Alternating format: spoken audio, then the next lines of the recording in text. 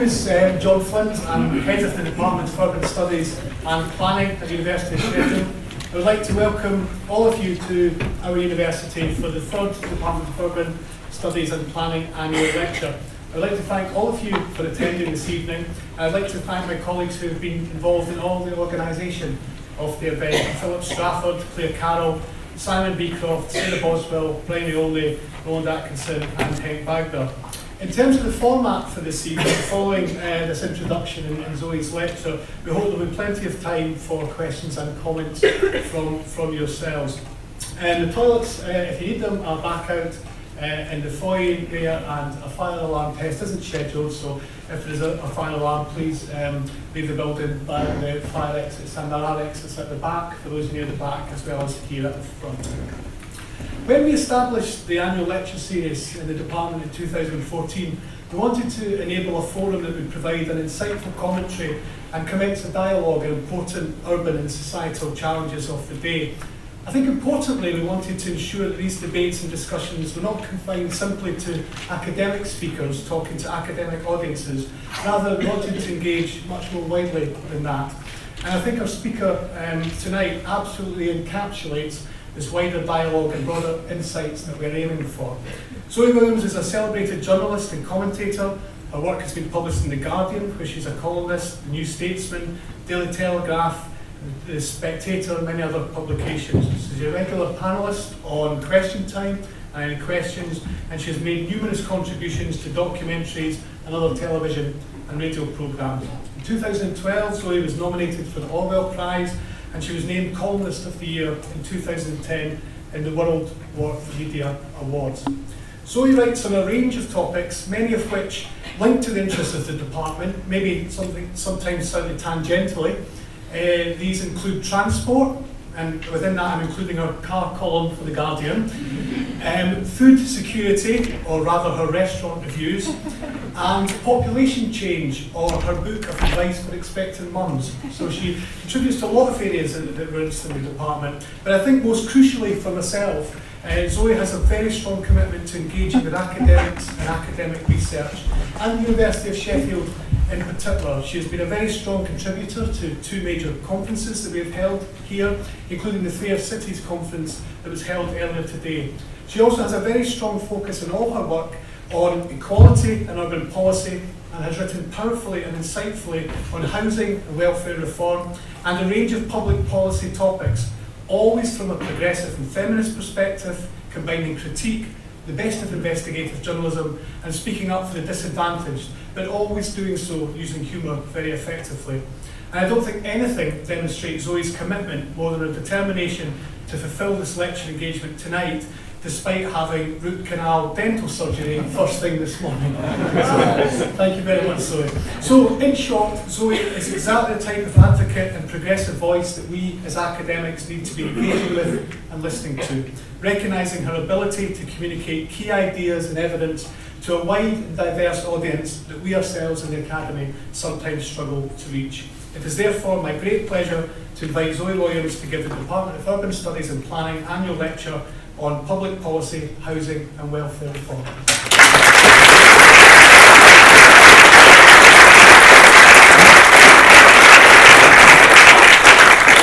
you for that. That made me feel like a real martyr. And I love this raked seating. It makes me feel like some kind of god, some ancient god. So this is going really well so far. I guess what interests me in housing at the moment, and indeed in many different areas of policy, and general culture, is that the media, politicians and the third sector to an extent tend to have a kind of hermetically sealed understanding of any given issue, in which a number of the precepts are completely false, and one's entry into the debate seems to be to accept the false precepts as a kicking off point. And I'm going to use two examples that have nothing to do with housing, just so we can see what I mean. One of them is the rhetoric around debt and austerity. Now, there are very few people who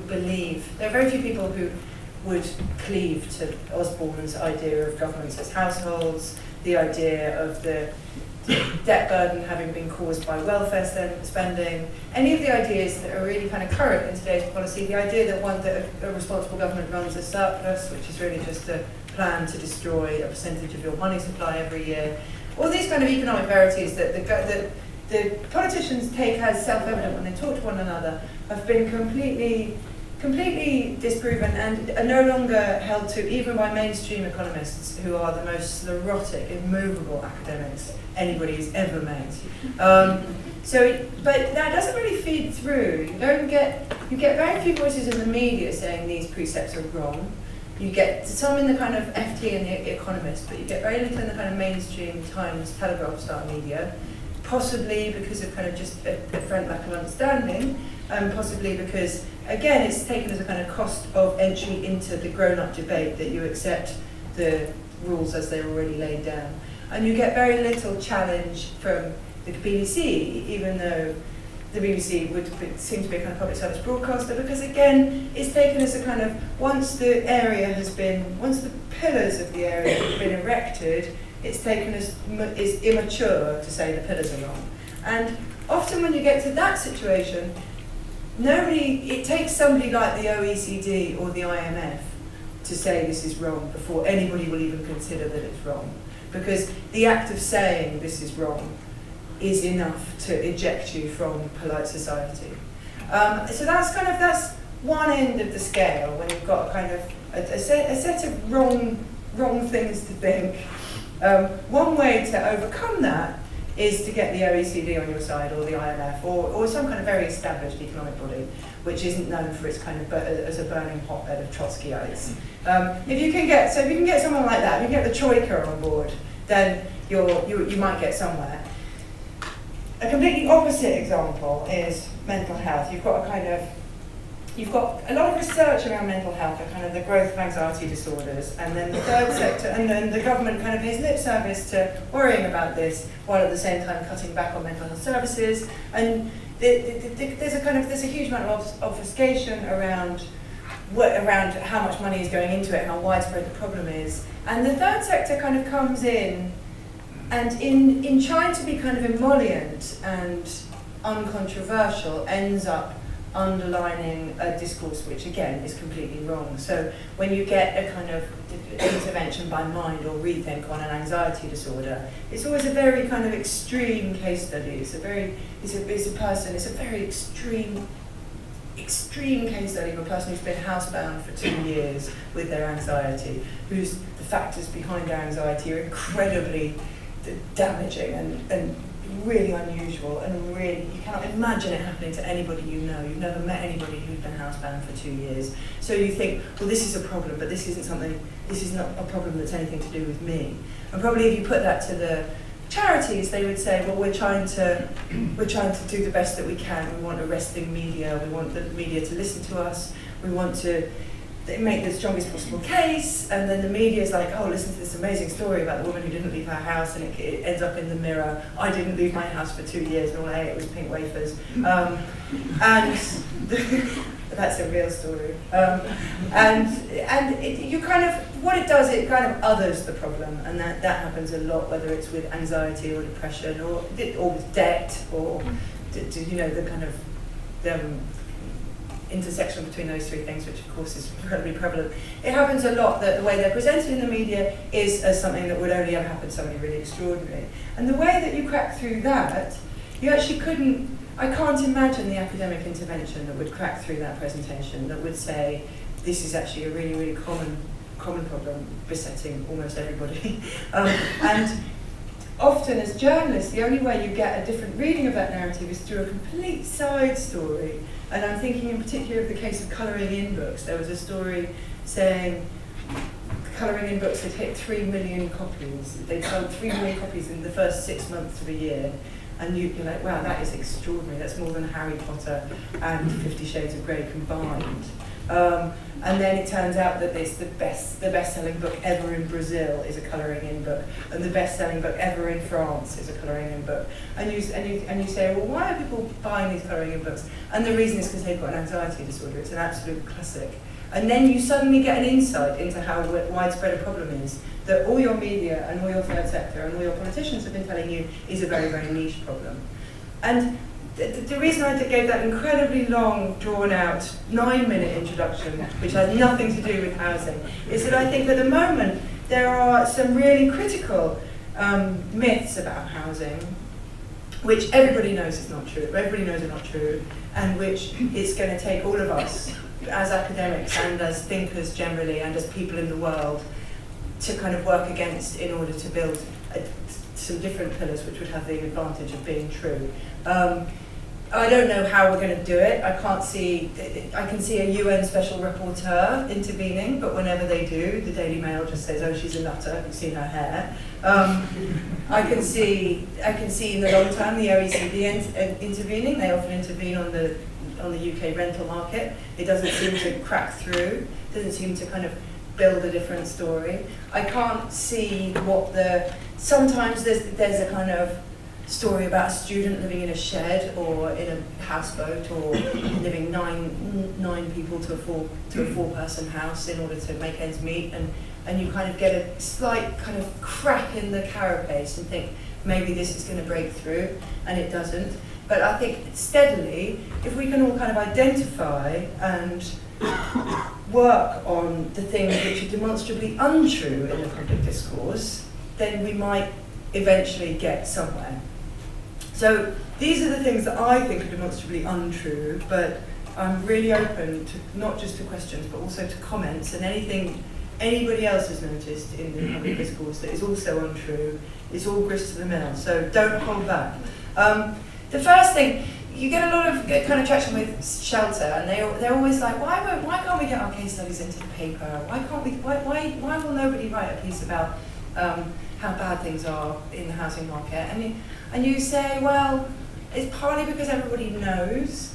You know, you can't really write a column about something that everybody knows. And they say, but this is really, really bad. And you're like, yeah, but everybody knows. And that is an ongoing problem. So they've kind of started to concentrate on myth busting. And this has really unearthed some interesting stuff about government rhetoric, which is their first kind of precept is that things are improving, and B, that things are improving as a result of government policy. So they put out a press release in last April, I think, saying the home ownership was increasing, rental was decreasing, and this was as a result of the Help to Buy scheme that they set up then, and which they've since kind of intensified with an even worse scheme. Now, the figures were incorrect. The increase in home ownership was generally right to buy. It was very, very slight for a start, and it was generally right to buy. So they were really just talking about intensification or a concentration of capital in the hands of people who already had capital. There was nothing in there that was improving housing conditions for anybody. And the reduction in rental numbers was so low that it was kind of statistically insignificant. It was 19.4% down to 19%. And furthermore, it dated from the English Housing Survey from a time before the policy had come into play. So not only was it an insignificant figure, it couldn't possibly be ascribed to the policy that they were ascribing it to. I think that this is a really important point, is that, you know, some things people say are wrong, ideologically incorrect, and some things people say are wrong, observably incorrect, and some things people say are wrong because they're lying.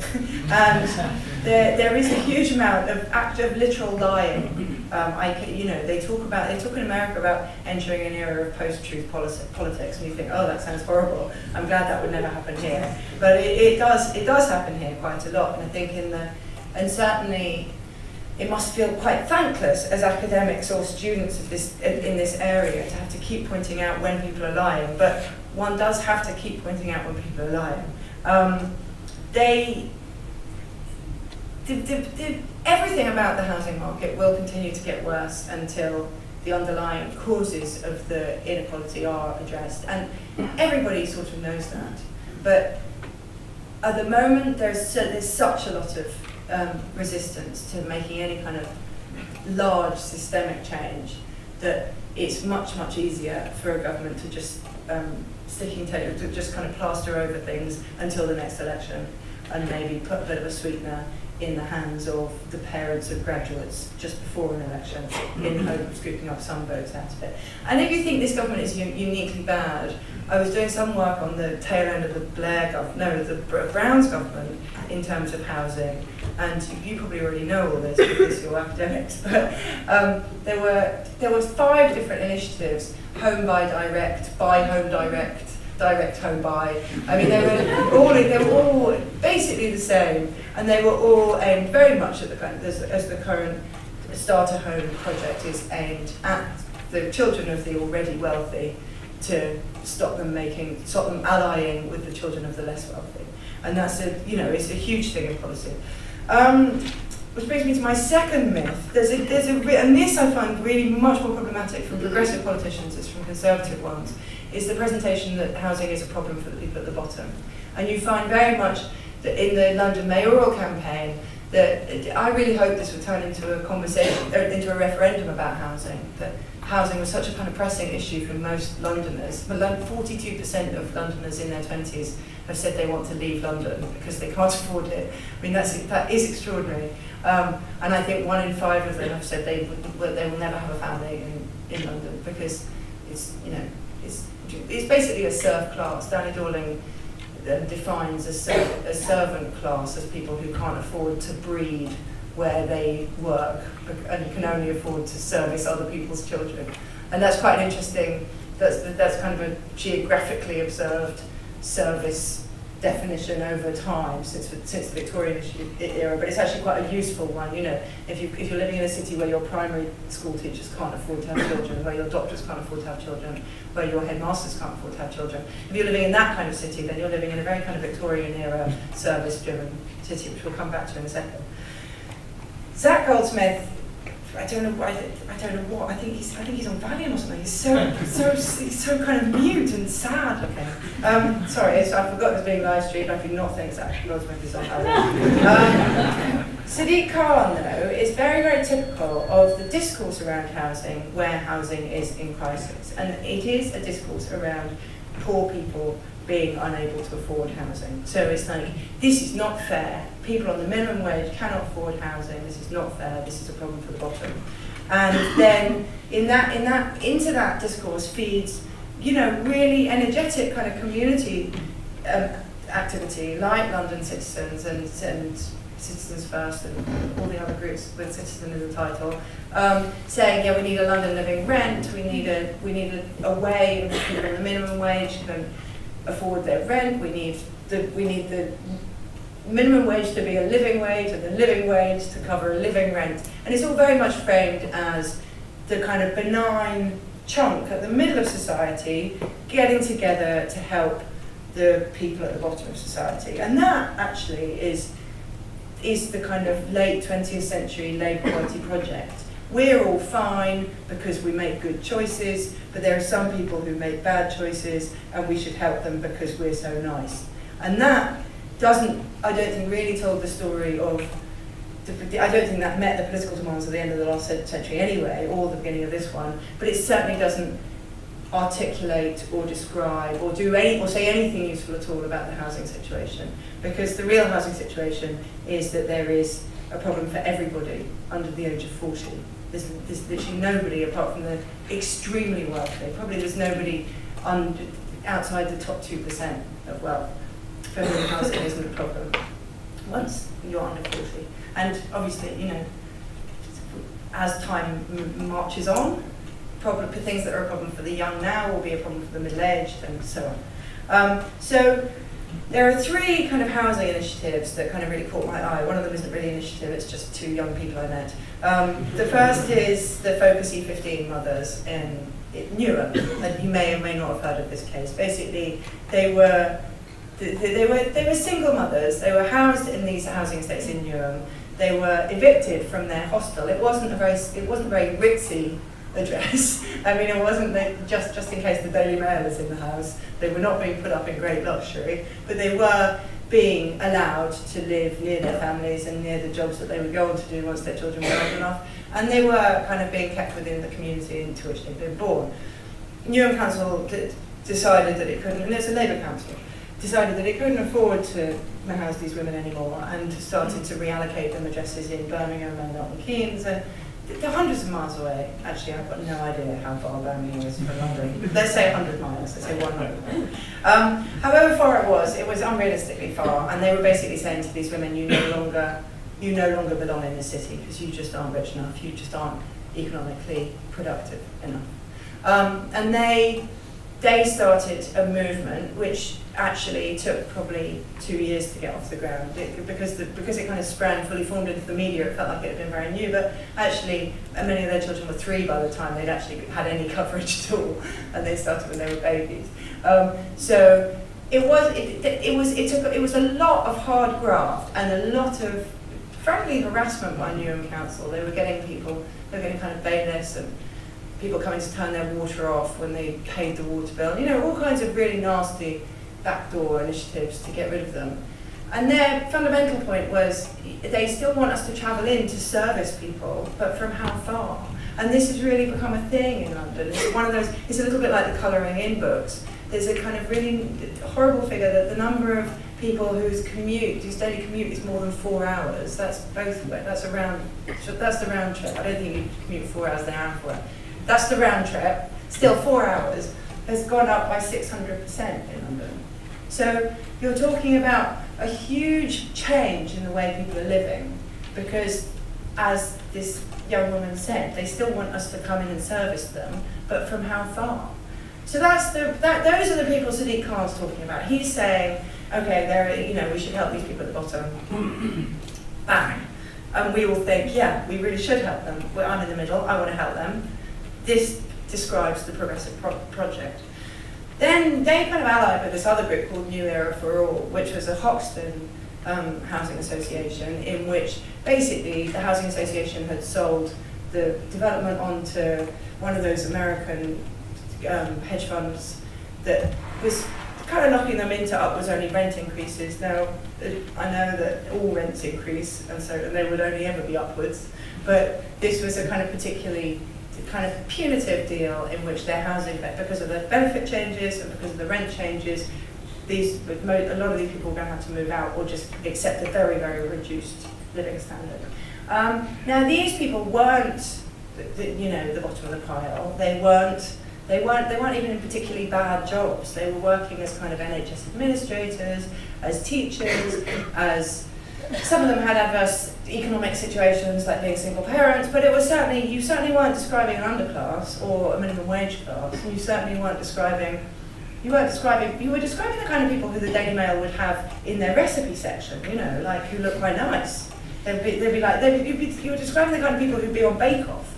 You were describing people who were in no way fitted this kind of underclass narrative, and yet, actually, of course, their wages had been stagnant for so long, and their rents had increased steadily over such a long period of time that they were effectively a serf class to their landlords. There's no other way of putting it, and there was no other way for them to resist than to employ the same methods of resistance as the Focus E15 mums were employing. So you're talking about kind of, banners and marches and sit-ins and refusing to move and rent strikes and, really radical solutions, which you would never previously have had people whose financial security was established, never previously would have been so trenchant.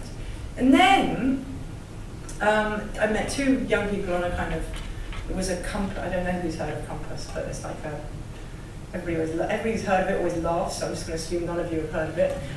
It's like a kind of quasi post-Labour activist movement. And I met 2 young people, one of whom worked for Greenpeace, really successful, the kind of job that, she's 28 and she had a huge job in Greenpeace for her age, and one of whom ran an architectural think tank. So he was hugely, really, really successful people in their 20s, living in the most extraordinary ways. One of them lived, she's the kind of mythical 9 people in a 4-person house that I was describing earlier. They genuinely, it wasn't 9 people in 4 double bedrooms, like 4 couples and somebody in the sitting room. It was 9 people in accommodation that only fit 4. So they were alternating with who could sleep when. they were hoteling their own beds. They were compressing their work hours so they could sleep at different hours. They were taking really, really extreme measures and living in quite extreme conditions at a very kind of successful kind of pitch in their lives. And the guy was spending a huge amount, something like 40% of his take-home income was going on rent, 42%, I think he said. And at the end of that, he didn't have any money. You know, it's like the raw numbers are right there. Once you're spending that much on rent, you don't have any money. So he's like eating couscous the whole time. Can you imagine? Anyway, that's what we're talking about. We're talking about a situation which is hitting people across the classes, across the aspiration bracket. And that is where its power will come from. Eventually, when people start to mobilise around this issue, it will be because it affects everybody. It won't be because I'm doing it on behalf of those young people. It will be because they're doing it in concert with other people from different classes, and they will meet, and they will create, solidarity will be created by the fact that this issue is touching everybody. And it seems really obvious to me that everybody knows that. You know, you've got somebody like Piers Morgan complaining on Question Time that his kid can't afford a house.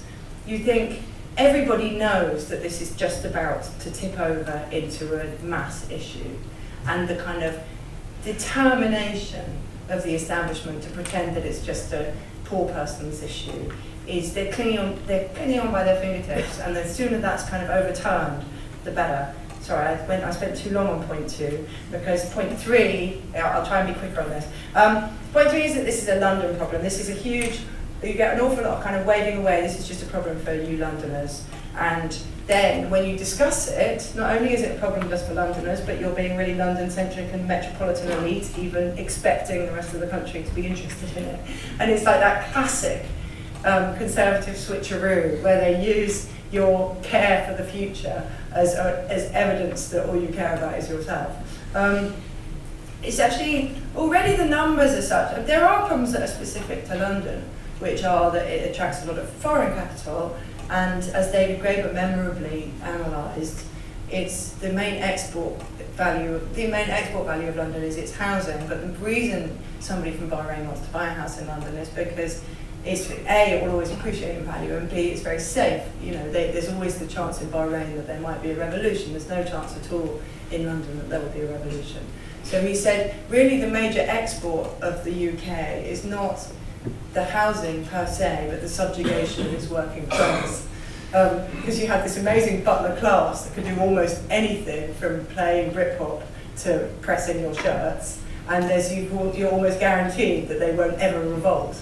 And this is our export now when we talk about GDP. They say it's financial services and housing, but really it's our own serfdom, which is a shame.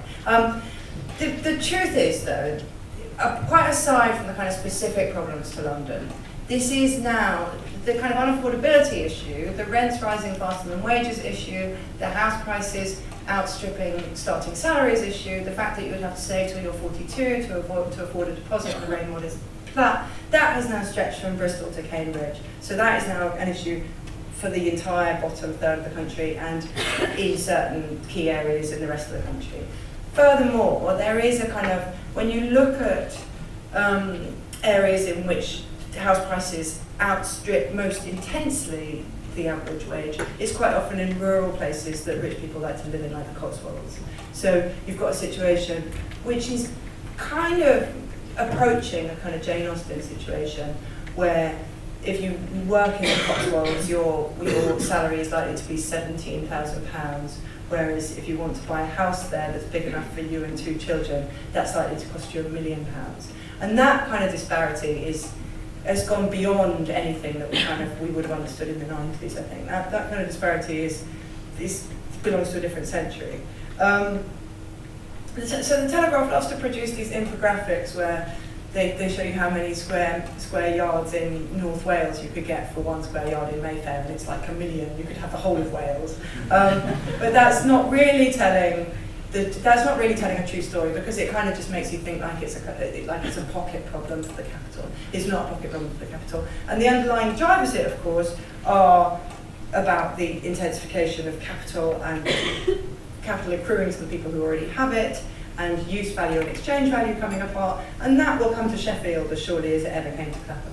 It just may take a longer time. So I would really, that's kind of one of the things I want to push back most firmly against, is the idea that that this is just some problem that Londoners have, like rudeness and gonorrhea. The other thing is the fourth thing is the supply side fetish. I remember doing a podcast. It was me, Shiv Malik, who's a colleague of mine at The Guardian, who you might have read. He's not as lefty as me. He's a bit more sensible than me, actually. But he's a kind of neo-David Willits. He kind of thinks everything is a generation gap. I think that's because both his parents live elsewhere. And Ryan Bourne, who's just poison. No, he's fine. He's fine. He's this guy from the Institute of Economic Affairs, which is that kind of very hard right think tank. And we had a long conversation. I can't remember what it's about, unfortunately. And then they said at the end, "What do you think we should do about this?" And all of us said, "I think we should build more housing." And as all of us said it, I thought, well, if I'm agreeing with him, one of us is wrong. And I realised that it was me. Building more housing does not meet my requirements for the future. It meets his, it doesn't meet mine. Now, I'm fine with building more housing. I'm fine with upward densification. I know that's an unpopular view. I'm in favour of the mixed market. I'm in favour of something like a modern building society revolution, where you're doing lots more crowdfunding and you're not just leaving it to a kind of state agent. I'm in favour of all these things, but I do not think that building more housing, there simply aren't the developers, and there isn't the land, and there isn't this as an answer, as a panacea. This will not work. As Danny Dorling, I keep naming it, points out, we've never had more rooms per head of the population than we have right now. So the problem is not a shortage of space. The problem is the problem is the distribution of housing stock. So if we just keep throwing up more and more housing, then we will just keep throwing more and more money into the hands of developers and into the hands of investors, and we will just, and it will do nothing genuinely to reduce rents or improve living conditions among people who have to live here. My 8-year-old, this is actually quite a cute story, but it's very short. He said he didn't understand why houses cost money, and I thought he was really thick for a minute. I was like, oh no. I thought, you're all right, but no. And I was like, well, because it takes a long time to build, and the land has a value. And he said, no, I don't understand it. I don't understand why you would charge something, because if you need it for life, it shouldn't cost money. Just as food shouldn't cost money, something should exist outside money. And that is, I kind of realised he was a truer socialist than I was, because I've spent my life trying to kind of wedge some kind of equity into the existing system. But actually, markets don't work for everything, and markets don't work for necessities. And maybe if you can't live without it, it has to exist outside the market. Maybe food, shelter, love and Wi-Fi have to exist outside the market. But I don't know. I just think that we have to at least open our eyes to the fact that it's not going to, that building more housing isn't going to work. The other thing, which you really come across very strongly, especially among these people in their 20s who are going to have to move out before they have children, is that this problem will sort itself out. It's like, there's bound to be a crash, because there's always a crash. Nothing's ever gone up without coming down. There's the tulip bubble. Now, crashes do of course happen, and it is of course overinflated, and of course it will come down. But there have been 4 major housing crashes since the 70s, and they've done nothing to address housing inequality, and they've done nothing to address affordability, and affordability has only got worse. And actually, sometimes a crash will happen and an area will be permanently destroyed by it, but that's not necessarily a very useful area to destroy. It would be great if it destroyed Westminster, but it never does destroy Westminster. It destroys Rochdale. And to wait for a crash, there's kind of passivity to it, which leads on to kind of David Runciman's point about the confidence trap, that we have this sense that when things get really, really, really bad, we're really good at getting out of them. When we destroy everything in a gigantic, unnecessary war, then we really show what we're made of. And then, when we kind of clamber out, we build the welfare state, and we do loads of great things because we've just wreaked such epic destruction upon one another, that there was no other way to do it but to do something good. Now, his point is that, that's probably true. You probably do unleash a certain creativity and a certain mettle in yourself when you make a complete mess of it, but it would be much better for society if we stopped before we'd made such a comprehensive mess of it. And that, I'm kind of, okay. The final thing is this kind of the ostentatious parsimony. Kate Atkinson, the social geographer and the social architect, who I'm sure you've all heard of, but I hadn't heard of till I did a housing panel with her, shamingly. And I've always seen architecture and the kind of the built stuff as just kind of ancillary to the conversation about economics and about equality and about housing and housing provision. I've always seen it as like very much the thing you had at the end to get the extra point for your A level. Like, also this building is really nice. But she said that there was always a kind of political narrative, and this cheers me up a little bit, that in the 70s, politicians were just as stupid and irritating as they are now, at least they're not getting worse. There was a political narrative that with social housing, parsimony was good. Why did these people need a balcony? Why did these people need a nice place to live? Why did these people need anywhere that kind of had any integrity or joy or beauty? Because if they deserved that, then why didn't they just get a job and buy it? And there was a kind of deliberate revulsion in the way they were throwing stuff up, which certain architects at that time really rejected, and really rejected the creed that said if you can't afford to buy it for yourself, it has to look horrible. And they rejected that on moral grounds, but actually it turned out that they should also have rejected it on practical grounds, because beauty is thrift. If it's not beautiful, it won't last. It won't last in people's hearts, and nobody will want to preserve it.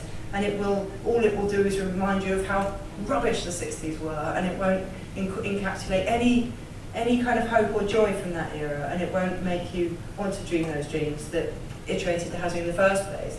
So beauty is its own thrift, and no kind of social housing or mixed housing or anything else can be undertaken without kind of beauty at the centre of it. Now, two things have happened since then. One of which is that the new variant of parsimony is the kind of environmental stuff. It's like whenever they want to say we're going to chuck this up dead cheap, they're like, oh well, you don't have to abide by the environmental requirements. With the David Cameron, I think, promised before the 2015 election that he was going to build 100,000 houses. I can't remember where, probably not in the Cotswolds. And said, but these will be exempt from the energy saving targets, as though those energy saving targets were a kind of frippery, as though they were a luxury that you'd add later. And sustainability is, like beauty, something without which these buildings will not last. So sustainability and beauty have to be kind of considered as, I think, twin ideas, and without which the other one can't exist. And both of them, if you do conceive housing as a kind of expression of beauty and allow it to be energy neutral and food neutral, then it does kind of make concrete the ambition which social housing is there to express in the first place, right? But what's quite interesting as well is that idea of kind of parsimony being a good thing in and of itself has migrated from the social housing sector into the private housing sector. So that private new developments are just as crap as the social ones. And you really see that. I'm doing a piece at the moment about the Myersfields North, which is a big Lambeth estate. And when you have a resident association meeting, it's amazing. This comes back to the first point about bridging classes and bridging wealth brackets. Everybody's equally angry because everybody's got the same problems. They've all got these rubbish steel frame boxes which you can hear your neighbours like elephants and flies around their windows. And it's impossible it's impossible to insulate one housing sector from another and say, okay, we're going to make this one really ugly, but that won't affect this one. When you kind of allow that parsimony to kind of creep into the way you conceive your built environment, it affects everything. So, in a way, I suppose my final, just to finish off, is I don't think, fact check their myths away, because that's fine, and it's useful work, and it makes them look silly if they were ever listening, which they never are. But I think, really, one has to assert one's own principles, and they have to be principles as basic as kind of beauty, justice, sustainability, and community. They're that basic, and they're that worthwhile. Anyway, that's it. That's it. Okay, I'll take some questions.